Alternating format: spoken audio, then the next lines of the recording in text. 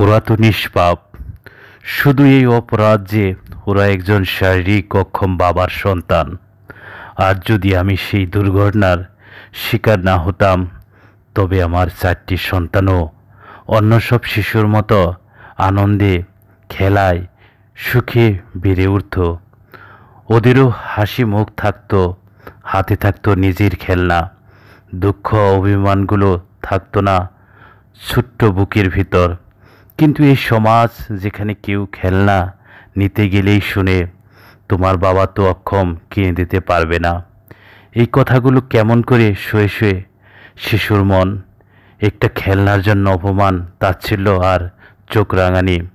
ওরা সব নীরবে সহ্য করে, শুধু নিজের বাবাকে ছোট না করতেছে।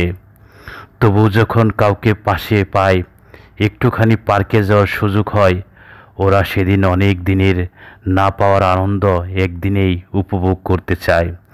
কারণ ওদের তো এমন দিন খুব কম আসে। আমার সন্তানরা জানে না এই সমাজে সহানুভূতির অভিনয় অনেক, কিন্তু হৃদয় দিয়ে ভালোবাসার মানুষ খুব কম।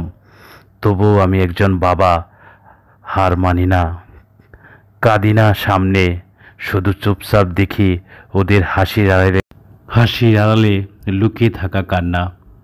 ওরা জানে একজন মৃত্যু পায়, বাবাই তাদের জন্য এখন পুরো পৃথিবী।